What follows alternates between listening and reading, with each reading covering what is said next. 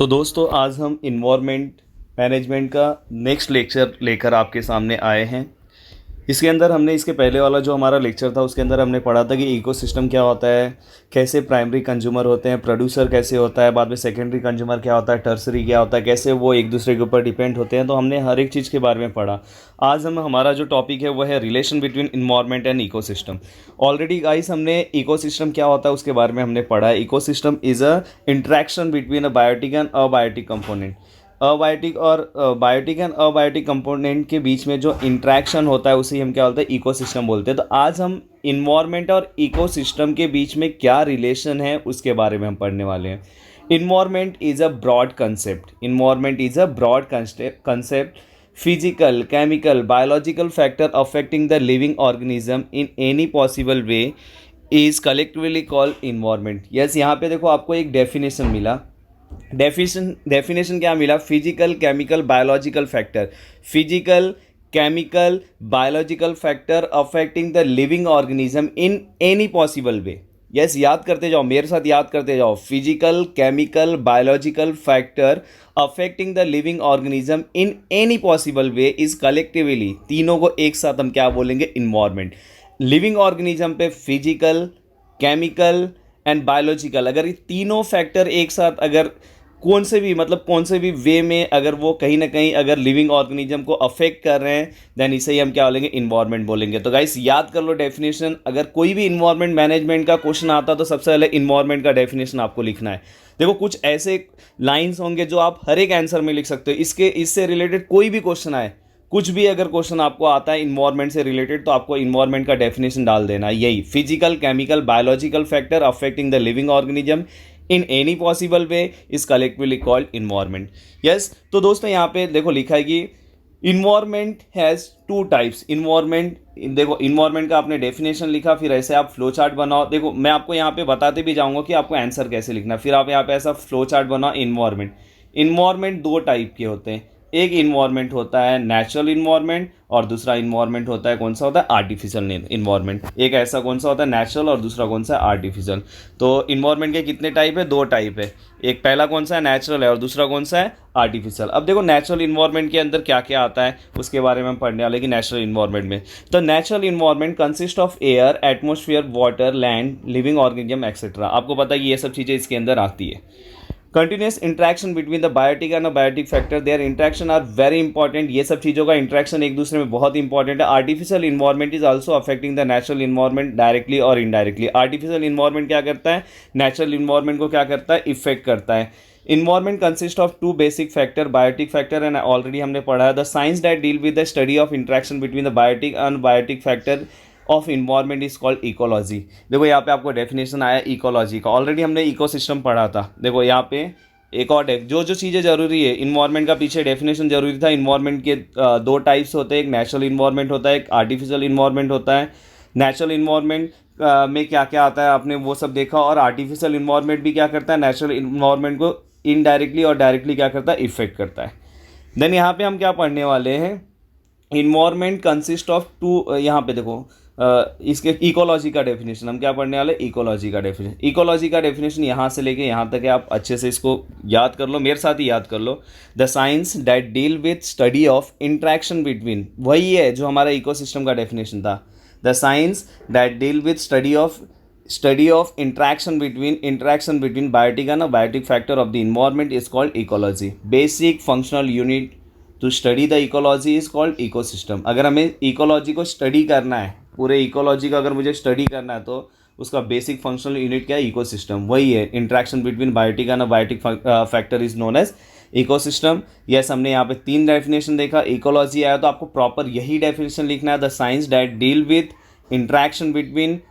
Deal with study of interaction between biotic and biotic factor of the environment is called ecology. Yes, याद हो गया कि मतलब ऐसा साइंस जिसके अंदर हम स्टडी करते हैं किसका? इंट्रैक्शन का, biotic and biotic factor of environment is known as ecology, and basic functional unit to is used to study the ecology is known as, अगर हम ecology को मुझे स्टडी करना है तो मैं एक यूनिट यूज़ करूँगा जिसे हम क्या बोलेंगे? Ecosystem. environment consists of many ecosystem we have study the some ecosystem in earlier classes. इसके पहले हमने देखा था कि बहुत सारे इकोसिस्टम के बारे में हमने पढ़ा ऑलरेडी। अगर आपने देखा रहेगा तो वो चैन आपने पढ़ा, पूरा फूड चैन मैंने आपको पढ़ाया था। डिफरेंस भी मैंने बताया था कि फूड चैन और फूड वेब के बीच में डिफरेंट क्या होता है। सबसे जो अगर हम कंसिडर करते, देखो यहाँ पे इकोसिस्टम के बारे में एक एग्जांपल दिया है। एक small point is a ecosystem, small point is a ecosystem whereas earth is a largest ecosystem. समझ में आएगी नहीं, ये भी एक तरह का क्या है, इसको इकोसिस्टम है, पर अर्थ एक बहुत ही बड़ा इकोसिस्टम है जिसके अंदर बहुत सारे लिविंग ऑर्गेनिज्म है और बहुत सारे मतलब बहुत सारे बायोटिक और अबायोटिक फैक्टर आपको देखने के लिए मिलते हैं, लिविंग और नॉन लिविंग ऑर्गेनिज्म, और उनका इंट्रैक्शन एक दूसरे से होते रहता है। Biotic and abiotic factor occupy in the definite geographical area and their interaction is collectively constitute the ecosystem. फिर से वही है कि मतलब कि इनडायरेक्टली आपको अभी तक बस क्या करना है, इन्वायरमेंट का डेफिनेशन याद करके रखना है, उसके बाद आपको किसका डेफिनेशन याद करके रखना है, इकोलॉजी का और इकोसिस्टम का, बस इतनी चीज़ें। देन दोस्तों इसके बाद अगर आप देखोगे तो यहाँ पे देखो क्या लिखा हुआ है, यहाँ पे नेक्स्ट आपको यहाँ पे लिखा हुआ है which beach cycle are operated in environment and what is their importance. कौन कौन से ऐसे साइकिल्स है जो इन्वायरमेंट में क्या करते हैं, ऑपरेट होते रहते हैं और उनका इंपॉर्टेंस क्या है। ऑलरेडी हमने 9th क्लास में ये पढ़ लिया है। 9th क्लास में हमने पढ़ा है कि जो साइकिल के बारे में हमें पता है कि वाटर साइकिल होता है, देन वाटर साइकिल होता है, कार्बन साइकिल होता है, gaseous cycle like nitrogen oxygen. ये सब क्या करता है कि इन्वायरमेंट में ये सब चीज़ों का बैलेंस क्या करना, मेंटेन रखने के लिए, ऑक्सीजन का लेवल मेंटेन रखने के लिए, नाइट्रोजन का लेवल मेंटेन रखने के लिए। तो ये सब चीज़, ये जो साइकिल्स है बहुत इंपॉर्टेंट है। अगर ये साइकिल अगर नहीं रहेंगे तो एटमॉस्फेयर में एक दूसरे का मतलब हो सकता है कि इसमें से कोई एक कंपोनेंट ज़्यादा हो जाए, कोई एक कंपोनेंट कम हो जाए। तो कहीं ना कहीं इन्वायरमेंट में बैलेंस मेंटेन रखने के लिए ये जो डिफरेंट साइकिल है बहुत इंपॉर्टेंट है। ऑलरेडी आपने 9th क्लास में पढ़ा है, इसलिए ज़्यादा कुछ नहीं बता रहा हूँ। अब देखो यहाँ पे आपको एक ऐसा बॉक्स टाइप में कुछ दिखाई दे रहा है, ये आपका ग्यू रीजन है। पीछे अगर आप देखोगे तो इसलिए बहुत इंपॉर्टेंट ये क्वेश्चन है। इसके अंदर क्या बोला गया है, इसके अंदर बोला गया है कि जो हम नेचुरल रिसोर्सेस, जो हम नेचर, जो आज हमारे पास जो नेचर है, तो ये नेचर को संभालने की जिम्मेदारी हमारी है। ये जो नेचर मिला हुआ है ये हमें किससे मिला है, हमारे पूर्वजों ने दिया है। हमारे पूर्वजों ने हमें दिया है और ये पूर्वजों ने हमें संभालने के लिए दिया है। समझ में आएगी नहीं, ऐसा नहीं कि ये पूर्वजों से हमें एक प्रॉपर्टी मिली है, समझ में आएगी नहीं, ये हमारी प्रॉपर्टी, ये हमारी प्रॉपर्टी नहीं है। कुछ समय के लिए हमें संभालना है, बाद में फिर ये आगे वाले जनरेशन को चले जाएगा। तो ये हमारा बस काम क्या है कि जो भी हमें मिला हुआ है हमारे पूर्वजों से, उसे हमें क्या करना है, संभालना है। समझ में आएगी नहीं, ये ना कि ये हमारी प्रॉपर्टी है, ना तो ये किसी की और है। समझ में आएगी, ना तो ये किसी की भी है, बस ये प्रॉपर्टी किसकी है, आज हमें मिली है, आज हमें संभालना है, फिर नेक्स्ट जनरेशन को हमें दे देना है, मतलब हमें अपने बच्चों को दे देना है। Human existence is totally impossible without the existence of nature. बहुत ही अच्छा लाइन बोला है कि अगर नेचर ही नहीं रहा तो इंसान कैसे रहेगा। समझ में आएगी। Human existence is totally impossible without the existence of nature, hence it is basic responsibility of human being preserve the nature without disturbing its balance. हमें नेचर को बचाना है, इसके बैलेंस को हमें क्या नहीं करना है, ख़राब नहीं करना है। इट इज़ से दैट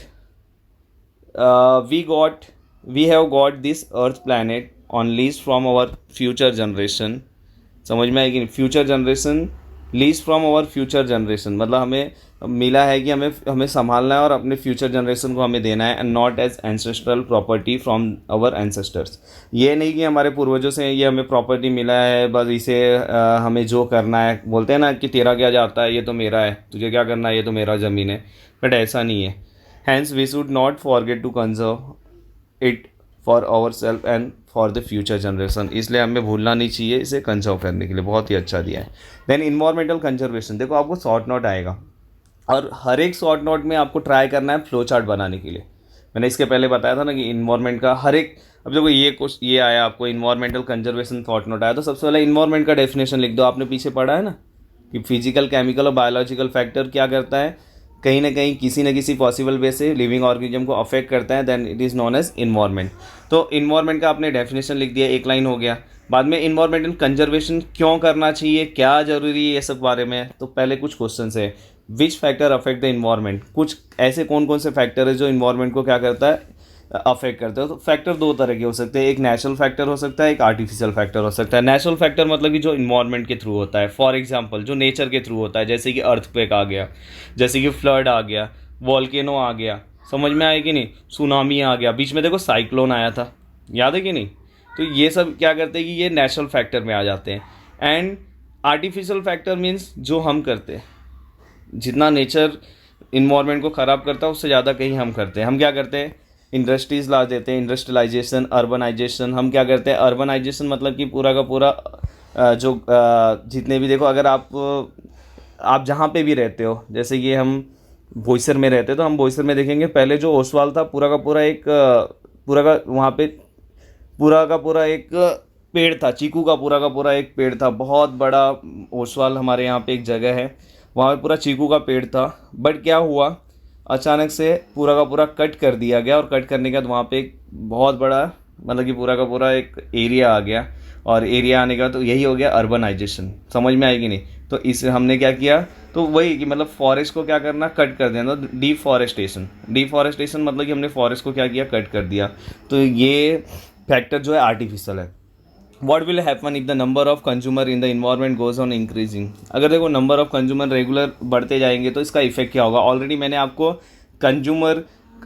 मैंने आपको पीछे पढ़ाया था, तो इसका आंसर आप दोगे। Then third, what will be the effect of industry establish on the river bank on the river ecosystem. ये भी आप आंसर दे सकते हो। अगर एक इंडस्ट्री है, अगर वो मैं इंडस्ट्री को रिवर के बाजू में क्या कर रहा हूँ, बना रहा हूँ, तो रिवर पे उसका क्या इफेक्ट पड़ेगा। समझ में, इंडस्ट्री में कुछ पॉल्यूटेंट होते हैं, कुछ वेस्ट मटेरियल होते हैं, जो मतलब कि हो सकता है कुछ केमिकल्स होते हैं, तो वो कहाँ पे जाएंगे, और उसकी वजह से जो रिवर है, रिवर की एक्वेटिक लाइफ क्या है, पूरी तरह से क्या हो जाएगी, ख़राब हो जाएगी। और हो सकता है कि उस रिवर का वाटर का इंटेक अगर समझो किसी एनिमल्स में किया, हो सकता है हमने ही किया, तो कहीं ना कहीं हमें भी वो प्रॉब्लम देगा। When some natural factor of the environment and some artificial pollutant factor harm the environment, it creates imbalance between the various factor of the environment and the ultimately affect the existence of biotic factor। और अगर ऐसी इसकी वजह से biotic factor का existence क्या होता है, नुकसान में चले जाता है। अगर ऐसे फैक्टर मतलब आर्टिफिशियल फैक्टर की वजह से बायोटिक फैक्टर, बायोटिक मतलब लिविंग ऑर्गेनिज्म। नेक्स्ट यहाँ पे देखो आपको दिया है, ये मैंने ऑलरेडी आपको बताया कि factor affecting the environment, natural factor होते हैं, मैडमेड फैक्टर होते हैं। नेचुरल में मैंने आपको बहुत सारा बता दिया था, अर्थक्वेक ऊपर ही बताया ना, अर्थक्वेक, बाद में फ्लड आप डाल सकते हो, साइक्लोन डाल सकते हो, सुनामी डाल सकते हो, वॉल्केनो डाल सकते हो।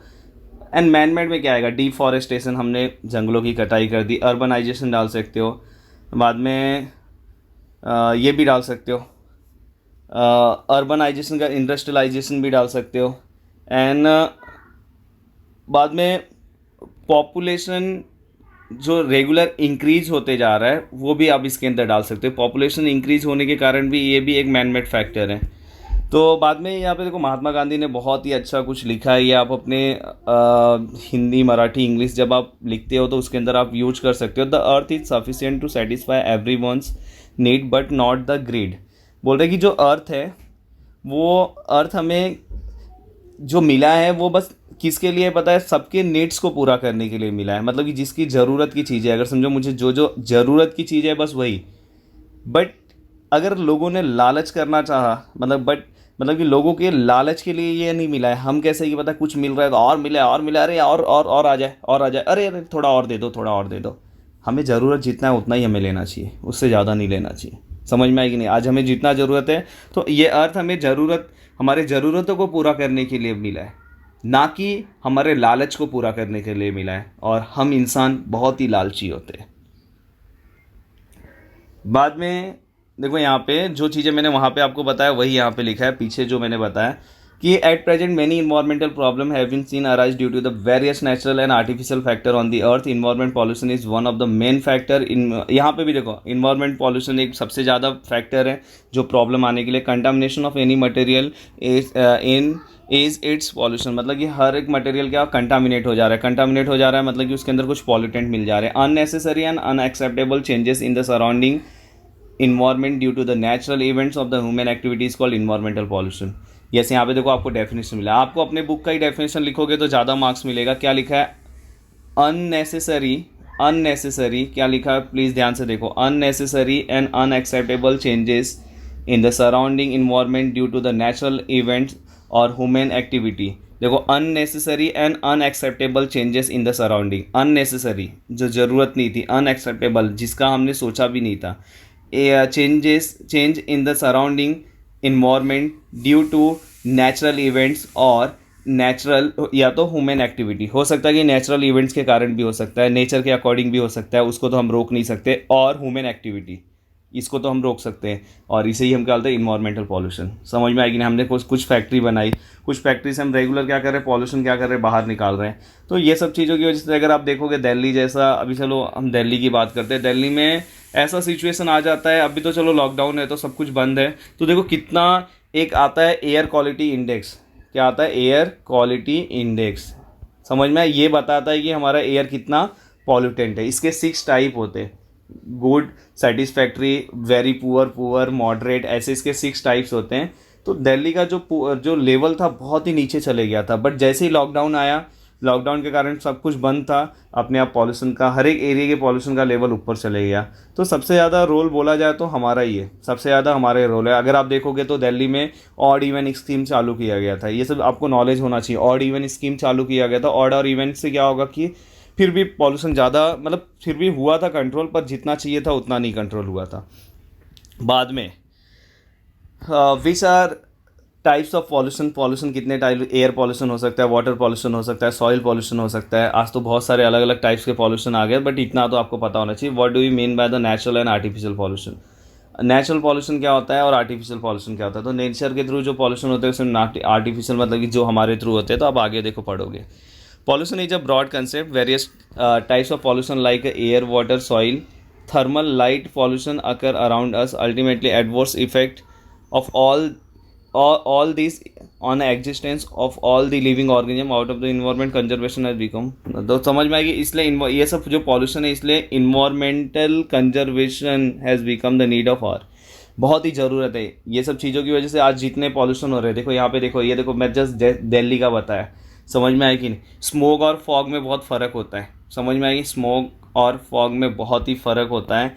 तो यहाँ पे अगर आप देखोगे, यहाँ पे देखोगे तो अब देखो यहाँ पे विजिबिलिटी, मतलब यहाँ पे अगर आप ऐसा अगर एरिया रहेगा तो वहाँ विजिबिलिटी यहाँ पे कुछ दिखाई दे रही है, प्रॉपर कुछ दिखाई दे रहा है। तो यही प्रॉब्लम है सिटी में आज ज़्यादातर, यही प्रॉब्लम है।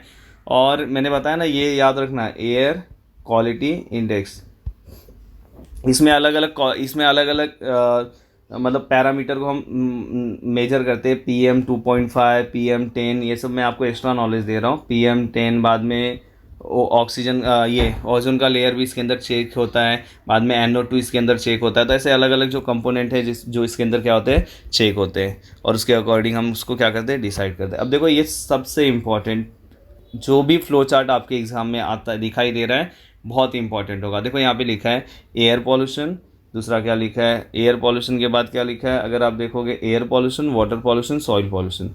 अब उसके कंपोनेंट क्या है, मतलब वो कौन कौन से कंपोनेंट की वजह से हो रहा है, दूसरा क्या है उसका सोर्सेस क्या है, कहाँ से आ रहा है, और इफेक्ट क्या हो रहा है, उसकी वजह से क्या इफेक्ट होगा, और कंट्रोल, हम उसे कंट्रोल कैसे कर सकते हैं। तो गाइस मैं एक फ्लो चार्ट ये आपको दिखाता हूँ, वहाँ से मैं आपको आंसर 1 बाय 1 बताता हूँ। दोस्तों यहाँ पे आपको फ्लो चार्ट दिखाई दे रहा होगा, क्लियर हो सकता है कि थोड़ा सा बहुत ही ज़्यादा अच्छे से क्लियर ना हो, पर आपको कुछ आइडिया तो ज़रूर आ जाएगा। अब देखो यहाँ पे मैं आपको बताना चाहता हूँ, देखो यहाँ पे कंपोनेंट है, यहाँ पे सोर्सेस है, इफेक्ट है, एंड कंट्रोल मेजर है। Component air pollution, air pollution कौन कौन से कंपोनेंट की वजह से होता है, तो देखो यहाँ पे दिया है कि जैसे gases like CO2, CO, hydrocarbon, sulphur, बाद में NOx। तो आपको ज़रूरी नहीं कि इतनी सारी चीज़ें याद रखना है, आपको हर एक का 2-2 याद करके रखना है। वाटर पॉल्यूशन, ये तो ऑलरेडी आपके बुक में दिया, वाटर पॉल्यूशन। बायोटिक कंपोनेंट, जैसे कि बहुत सारे बैक्टीरिया हो सकते हैं, पैरासाइट हो सकते हैं, अलगे हो सकते हैं, वायरस हो सकते हैं। अबायोटिक कंपोनेंट हो सकता है कि वाटर जो है वो कोई फ्लोटिंग पार्टिकल है उसके अंदर मिक्स हो जाए, प्रिसिपिटेट्स ऑफ सॉल्ट उसके अंदर मिक्स हो जाए, सिल्वर, लेड, हैवी मेटल्स, कुछ कंपनीज के जो वेस्ट प्रोडक्ट है उसके अंदर मिल जाए, रेडियो एक्टिव सब्सटेंस उसके अंदर मिल जाए। समझ में आएगी नहीं। ऑर्गेनिक में हो सकता है वीडिसाइड, पेस्टिसाइड, कुछ पेस्टिसाइड हो सकता है। सीवेज पता है ना आपको, जो गंदे पानी रहेंगे वो भी अगर उसके अंदर मिलाया तो उसकी वजह से वाटर पॉल्यूशन होगा। And soil pollution, Soil pollution are a different in a different region. Near a field, inorganic component of insecticide, excess of fertilizer, heavy metal and other toxic chemical. Chemical and excess of fertilizer, ये दो चीज़ याद रखना. Water pollution में आप क्या याद रखोगे? Sewage याद रख सकते हो, सैंड याद रख सकते हो, सॉइल याद रख सकते हो, and virus and bacteria. And sources कहाँ से आ रहा है? केमिकल. एयर कहाँ कहाँ से पॉल्यूटेड होता है? तो सबसे पहले आपको हर एक में इंडस्ट्रीज़ का इफेक्ट आएगा ही, इंडस्ट्रियल इफेक्ट आएगा ही. Chemical, industrial and oil refineries, thermal power station. देखो thermal power station next lesson में हम पढ़ने वाले हैं, उसके ये एयर पॉल्यूशन के लिए मतलब रिस्पॉन्सिबल है. बाद में अगर आप वाटर पॉल्यूशन में कंसिडर करोगे, फिर से इंडस्ट्रियल वेस्ट आएगा, डोमेस्टिक वेस्ट, इवन हमारे घर के जो वेस्ट रहेंगे, सीवेज आ सकता है, केमिकल आ सकता है. खुद से भी आप लिख सकते हो सॉइल पॉल्यूशन. इमेजिन करो फिर लिखो सॉइल किसकी वजह से पॉल्यूटेंट हो सकता है. तो हो सकता है कि उसमें बायोमेडिकल जो वेस्ट है, ई वेस्ट, इलेक्ट्रॉनिक जो वेस्ट होते हैं वो भी अगर हम सॉइल के अंदर डालेंगे तो सॉइल हार्मफुल हो सकता है. देन प्लास्टिक वेस्ट, सबसे अच्छा एग्जांपल आप डाल सकते हो प्लास्टिक वेस्ट. आपको ऑलरेडी पता है कि प्लास्टिक के ऊपर बहुत ही ज़्यादा बीच में बैन हुआ था, ये हुआ था, वो हुआ था, फिर से सब कुछ चालू है. Effect, impact on human health, सब में आप लिख सकते हो इम्पैक्ट ऑन ह्यूमन हेल्थ, सब में तीनों में लिखना. बाद में दूसरा आप क्या लिख सकते हो पता है? देखो एयर की वजह से रेस्पिरेटरी सिस्टम पे हो सकता है, effect on respiratory system. Water की वजह से कौन कौन से डिसीज़ हो सकते हैं? वाटर से रिलेटेड अगर आपको कोई डिसीज़ पता है, अगर हमने गंदा पानी अगर पिया तो उसकी वजह से आपको क्या होगा, तो डिसेंट्री के बारे में आप बता सकते हो. समझ में आए कि नहीं? Epidemic of water borne disease in human. देखो मैंने बोला एपिडेमिक्स मतलब पैंडेमिक. जैसे अभी अपना पैंडेमिक है, कोरोना वायरस कैसा है? पैंडेमिक है. पैंडेमिक मतलब कि जो ऑल ओवर वर्ल्ड हो. एपिडेमिक मतलब कि एक स्पेसिफिक एरिया होगा, वहाँ पे वो डिसीज़ कंटिन्यूस क्या हो रहा है? बढ़ रहा है, बट उसको हम एक स्टेज ऐसा आएगा जहाँ पे हम कंट्रोल कर सकते हैं. Then soil erosion, retarded growth of plant का जो ग्रोथ है प्रॉपर ना होना, तो उसे हम क्या बोलेंगे? Nutritional deficiency. यहाँ पे हमें जो क्रॉप्स है उसके अंदर न्यूट्रिएंट प्रॉपर नहीं रहेंगे. देन कंट्रोल मेजर में क्या आएगा? चिमनी, टॉल चिमनी आप बोल सकते हैं. Improvement in the production of methodology equipment to control the pollution. And law भी आप यहाँ पे लिख सकते हैं. हम डिफरेंट लॉ क्या कर सकते हैं? इनेक्टेड करके हम लोगों को क्या कर सकते हैं? और दूसरा एक और आप ये कर सकते हो कि हम लोगों को क्या कर सकते हैं? लोगों को हमें क्या करना चाहिए? इन्वायरमेंट पॉल्यूशन के अकॉर्डिंग हमें लोगों को क्या करना चाहिए? बार बार उन्हें बताना चाहिए कि ऐसा प्रॉब्लम हो सकता है. बहुत सारे लोगों को इसके बारे में जानकारी नहीं है. उनको क्या लगता है कि यार चल अपने घर से बाहर जा रहा है, अपने को क्या दिक्कत है, आप अपना घर क्लियर है ना. उनको ये नहीं पता कि इसकी वजह से कल अपने को इस प्रॉब्लम होने वाला है. तो बाद में दूसरा है वाटर के लिए भी वही आएगा, मोस्टली सबके लिए वही आएगा कि हमें देखो यहाँ पे लॉ बोला है कि डिफरेंट लॉ हमें इनेक्ट करना चाहिए जिसकी वजह से. And recycling and reuse of pollution material, solid waste management. बहुत ही अच्छा इसका आप लिख सकते हो सॉलिड वेस्ट मैनेजमेंट. आपने देखा होगा कि हमें अलग अलग जो प्रोडक्ट्स होते हैं अलग अलग, इसमें 9th क्लास में आपने पढ़ा होगा कि हमें जैसे कि घर में 2 तरह के प्रोडक्ट्स होते हैं. समझ में? एक वेट गार्बेज होता है और एक क्या होता है? एक वेट होगा और एक ड्राई गार्बेज होगा. तो उसे हमें अलग अलग क्या करना चाहिए? डालना चाहिए. ई वेस्ट के लिए भी हमें अलग यूज़ करना चाहिए. हमें प्रॉपर क्या करना चाहिए? जो भी हमारे घर के वेस्ट प्रोडक्ट है उसे हमें प्रॉपर जगह पे क्या करना चाहिए? उसको क्या करना चाहिए? फेंकना चाहिए. ऐसे इधर उधर नहीं फेंक देना चाहिए. तो गाइस मुझे लग रहा है कि आपको बहुत ही अच्छे से ये टॉपिक समझ में आ गया होगा.